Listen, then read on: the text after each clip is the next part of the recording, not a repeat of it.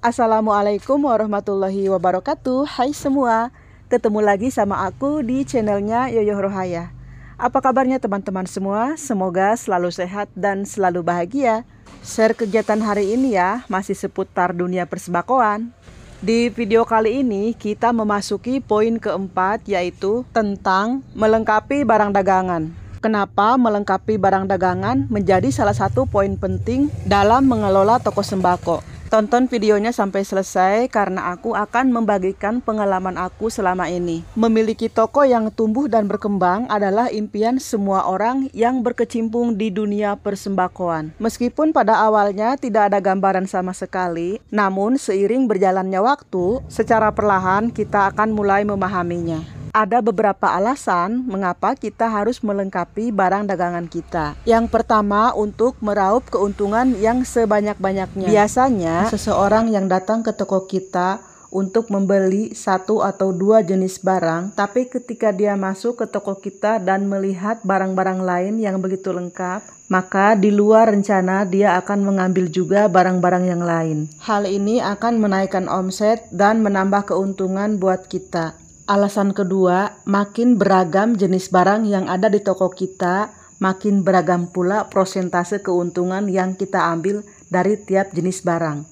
Prosentase pengambilan keuntungan dari setiap jenis barang itu sangat berbeda-beda ya teman-teman. Keuntungan dari barang-barang kebutuhan pokok dengan barang-barang kosmetik atau barang-barang snack lainnya sudah pasti berbeda ya teman-teman. Sebagai gambaran, aku contohkan satu jenis barang, yaitu minyak sayur. Di setiap toko itu pastinya ada minyak sayur ya, dan harganya juga hampir sama. Dan tentunya keuntungannya juga tipis ya, tapi sangat lancar. Beda halnya dengan barang kosmetik, misalkan bedak yang bermerek, itu keuntungannya lumayan besar, tapi tidak selancar kita menjual minyak sayur. Kedua jenis barang ini saling mendukung. Ketika seseorang yang membeli minyak sayur dan dia melihat ada bedak di etalase, maka dia akan mengeluarkan budget lebih untuk membeli bedak juga. Begitu juga sebaliknya. Alasan ketiga adalah untuk mengikat pelanggan agar tidak belanja kemana-mana. Jika di toko kita semua barang tersedia dan komplit, maka pelanggan kita pun tidak usah warawiri bolak-balik ke toko orang lain untuk melengkapi semua kebutuhannya. Alasan keempat adalah untuk membranding toko kita agar dikenal sebagai toko yang lengkap. Sehingga jika ada seseorang yang menanyakan satu jenis barang yang jarang disediakan di toko lain, maka toko kita akan direkomendasikan oleh orang-orang kepada orang tersebut. Alasan kelima adalah sebagai magnet atau daya tarik. Pada dasarnya, pembeli itu sangat menyukai toko yang serba lengkap. Selain mudah, juga praktis karena dia tidak harus mencari barang ke toko lain, sehingga dia akan punya lebih banyak waktu untuk melakukan kegiatan-kegiatan lainnya dan merasa puas dengan kelengkapan toko kita. Maka ketika suatu hari dia berencana untuk berbelanja lagi, dia akan menuju ke toko kita. Intinya, semakin banyak ragam barang jualan yang ada di toko kita, makin meningkatnya omset dan makin meningkatnya keuntungan yang kita dapatkan, yang pada akhirnya akan semakin meningkatkan perkembangan toko kita ke depannya. Semakin meningkat omsetnya, semakin besar keuntungan yang kita raup, dan dari keuntungan yang kita peroleh, kita akan mendapatkan tambahan modal untuk selanjutnya kita belanjakan lagi ke barang-barang dagangan kita.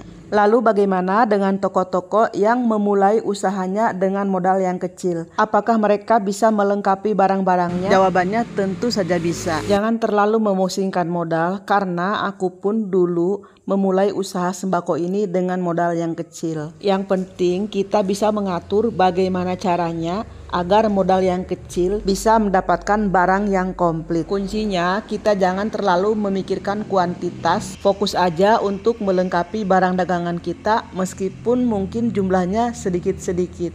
Lalu bagaimana caranya agar toko kita bisa menjadi toko yang lengkap, sementara kita sendiri belum pernah terjun ke dunia persembakoan? Mungkin bagi sebagian orang yang pernah bekerja atau menjadi karyawan di sebuah toko sembako, sudah terbiasa melihat barang-barang yang ada di toko dan dia dengan mudah mengingatnya, lalu dapat mengaplikasikannya ke tokonya sendiri.